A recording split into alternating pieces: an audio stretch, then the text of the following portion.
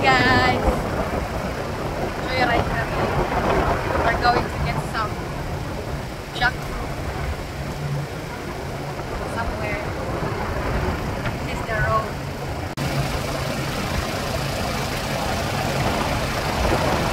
It's my mom riding.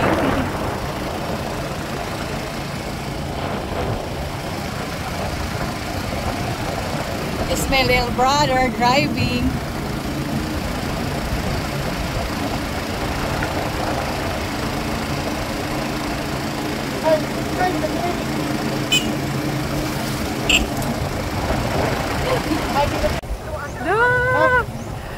Tikat ini abri? Oh, look, Horatio. Maupay na improvement. Dito na kami guys sa Laka. Ang laki ng pinagbago ng lugar namin. Kung highway na. Dati-dati super putik. Ito papasok papuntang dating bahay namin. Pero wala na daw yung bahay namin kasi after ng bagyo lumipat kami. Then pinasira namin.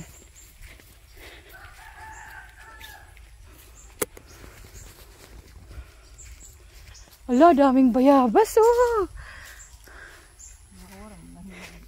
Walang bunga. Aray.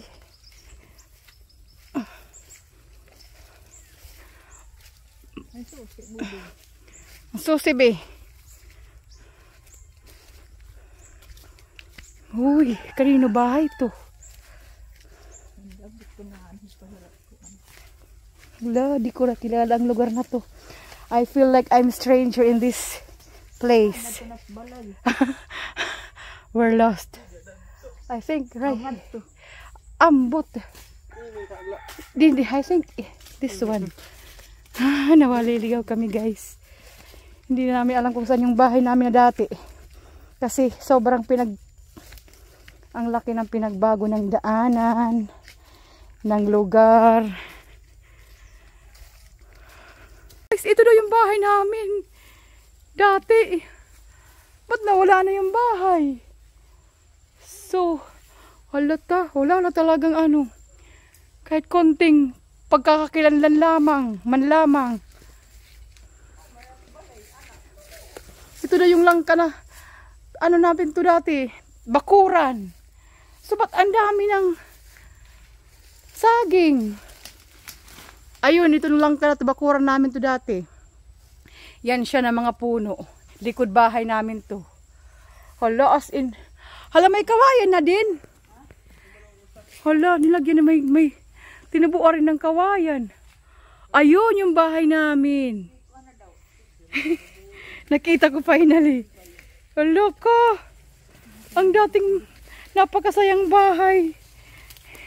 Ngayon ay mistulang gubat na. Di ba mama? Wala ito kawayan, di ba? Oo. Yan siya oh. Ayun yung kakao na yan. Yan, bakuran to namin dito. Yung area na to. Ngayon ang mukha ng hala kawawa naman. Para ang estranghero na ako sa lugar na to. Super sayang lugar na to dati. When I was high school, elementary.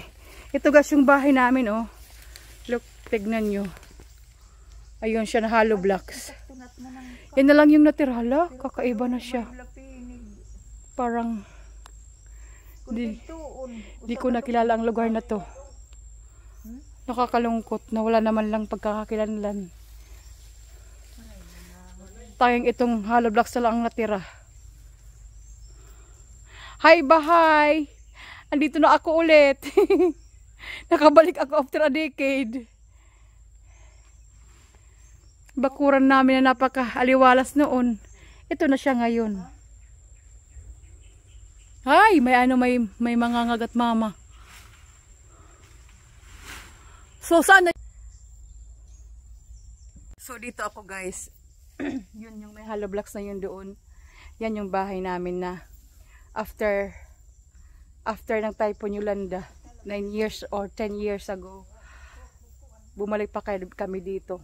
Tapos yung lugar ibang-iba na, pero hindi pa siya sobrang kagubatan. Ma-identify ko pa yung ano, yung place. Pero ngayon wala na siya, as in kagubatan na talaga siya. Yung puno na lang na bakuran namin dati, yan yung mga puno. Pero yung bahay wala na rin. Dito ako pinanganak, dito ako lumaki, dito ako nagkabait, dito kami nag-aral. Tapos ngayon mistulang ewan na. Nakakalungkot lang isipin na yung mga lugar na kung saan ka lumaki. Parang binura sa mapa, parang binura ng tadhana, ganon. Sika, balay namon dida. At tapos adto rin dun agian tikad to iyo. Tapos dinhi ka naman sa ito iniman Jimilina, oh. Hindi nga area ka naman sa ito balay. Tapos hindi tikad to tubig. Loy ni raman sa rito.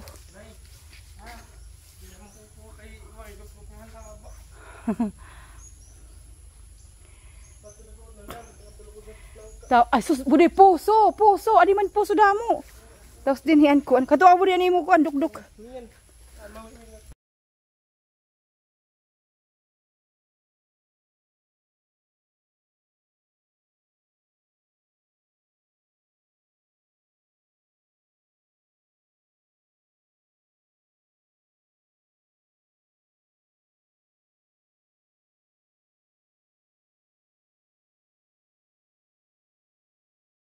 Kumuha kami ng puso, guys. Bam!